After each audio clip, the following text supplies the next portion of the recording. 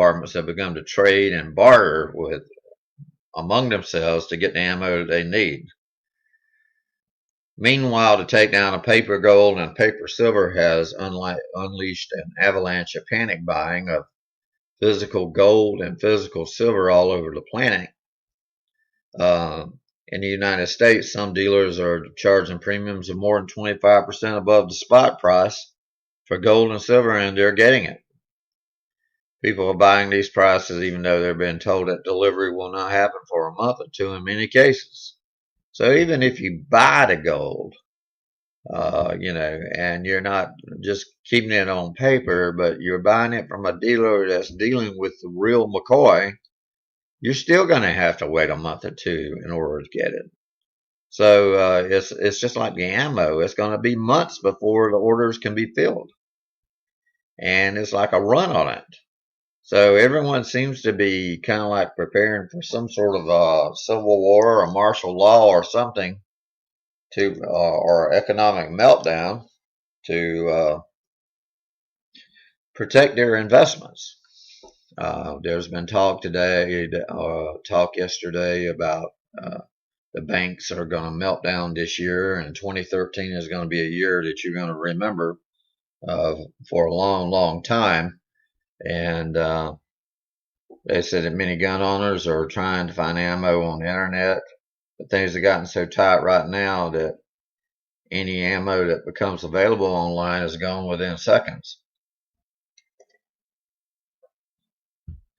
So they said that what's happening to the price of the 22 ammo, the cheapest munition you can buy, the most common bullet in the world.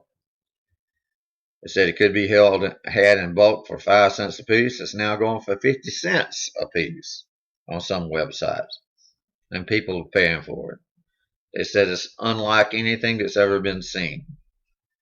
So we've got a lot of problems going on. I mean, there's confusion, mass confusion going on.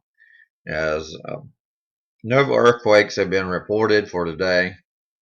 However, we've got these investigations into all of this stuff, including the stocks. The stocks have dropped on the stock market of commodities and stuff, and everyone is saying everything is just going insane.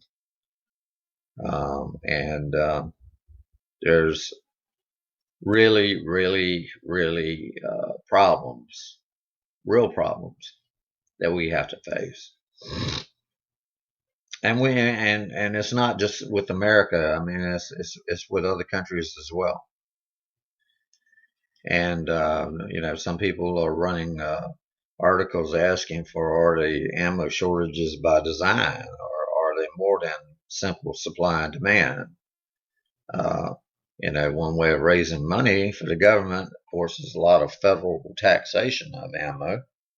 One way of raising funds for the federal government would get people to buy more ammo, or to get them to buy more wine, or more beer, or more gasoline, which appears to be what the case is. I mean, the prices of gasoline have gone sky high. I mean, it's still $3.33 a gallon on up. We got the price of ammo going up. We got the price of beverages, alcoholic beverages going up. We got the price of anything that's got USDA stamped on it going up. This is just another way the government is raising revenue, and they're passing laws, right and left, almost making it almost impossible for you not to be a lawbreaker. And then once you break the law, you make money for the government, because the government gets the funds. The local government does anyway. I don't know if there's any revenue sharing between the courts and in the different districts or not. But if someone says crime doesn't pay, crime does pay, but it pays the other people. It doesn't pay the criminal. The criminal does the time, but the payment for the crime goes to the state. Moving on, we're getting down to probably about 20 minutes in our broadcast, and we've got some time left. Um, I wish we had some little things to play for you, that could be excerpts from other people's websites and stuff. But we will get to that. This is a relatively new website, and this is something that's been around for almost a year now, and we're putting it forth, for your listening pleasure. And you're welcome to download the podcast anytime you wish, even though the broadcast time varies.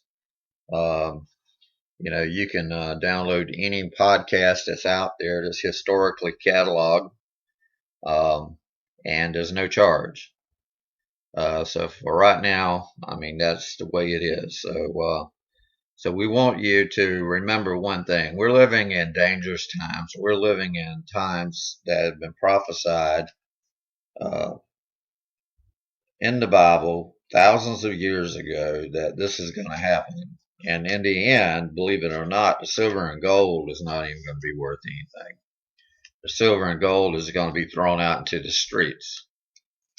People are going to be so confounded with the economic system, and they're not going to believe it, even in silver and gold, because you know how devious people are, and how disingenuous people are, about how they can conduct business. I mean, they will try to trim and fatten and give you less, um, and that's what's going on with a lot of things now. And that's why there is so many problems now in the world, is because, well, we plugged into the New World Order. We didn't see any of this stuff until we plugged into it. We didn't see any of this stuff until our jobs disappeared. Our jobs disappeared about 20 years ago, going on 20 years ago. 1992, 1993, our country was signed away. In 1988, most of the corporations in America rescinded their citizenship and moved across the ocean over to China, set up shop over there. So even before 1992, before NAFTA and GATT, this had already happened. And the only things that I can conjecture, as to why it would happen would be the laws over on this side of the world, the child labor laws, the pollution laws, the environmental protection laws, the OSHA laws, the laws that are supposed to protect you from industry, and made it too expensive for America to compete.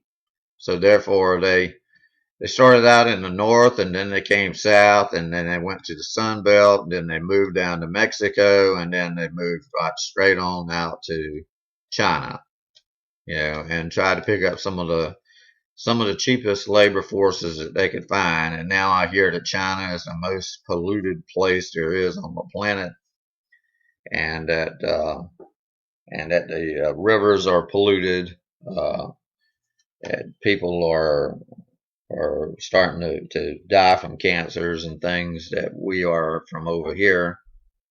We have way polluted this over here. We've decimated our natural resources, and we have really, really just brought everything down. And the rest of the world started clamoring about, they were supplying about 70 something% of the stuff, and only using about a small portion of it, of their natural resources. And America was gobbling up about 75% of it, to 100% in some cases. And we have plenty of natural resources, folks, but we've tried to trade with other countries to help them out, but now they're flexing their muscles in the UN, and they're kind of like demanding their equal rights, so to speak. So we're making people most favorable trading nations, and at one time, Japan was our most favorable trading nation. And when that changed to China, you saw what happened to Japan's economy. It went down. Um, and now we're thinking about pulling that status away from China. I've read some stories on that, and as a result of that, it's going to cause some more problems, political upheavals, and all kinds of problems that we're seeing over here.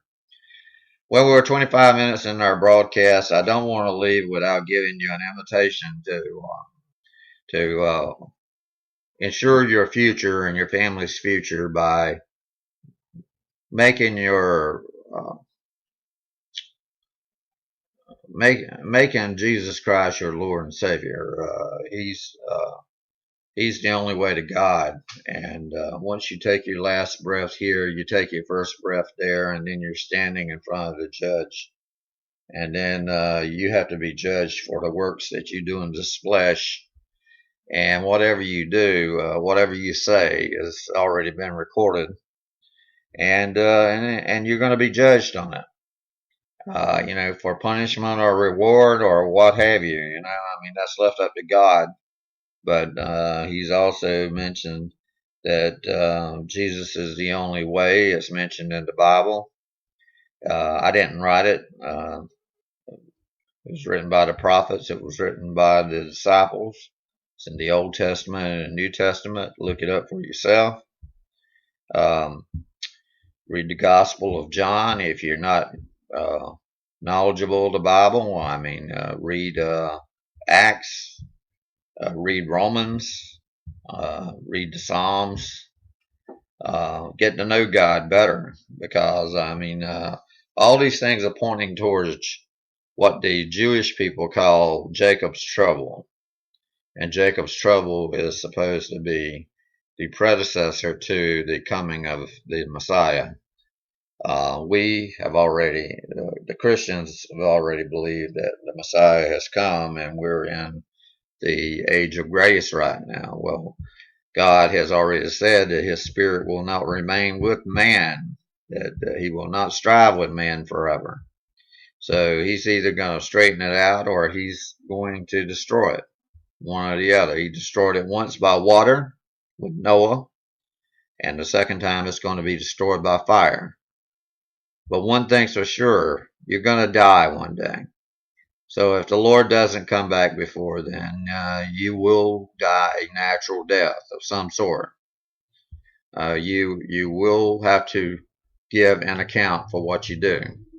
So the prayer is simple. Just ask the Lord to come into your heart. Ask him to forgive you of your sins. Tell him that you will follow him and that you want him to be the Lord of your life. And you will not regret doing this. It will straighten out a lot of things in your life, and you will see a lot of things start to go the right way. You won't have to worry about anybody, the liberals or the Republicans or anyone else. There will only be Christians, and there will be people that are filled with love that will try to help you and will try to nurture you along the way and try to build you up instead of tear you down. So if you're an alcoholic or whatever, this is part of the basis of AA, is they try to incorporate some of the teachings of the Bible into it, like the sinner's prayer, for instance. So do give it some serious thought, because it's a serious matter. It's just as serious as leaving your family life insurance behind at the end. If you're not responsible and you don't care and you don't love your family and you leave them in a lurch, that's a bad thing. But if you die and go and they die one day and they are anticipating meeting you and they don't see you for one reason or another, it's a terrible thing.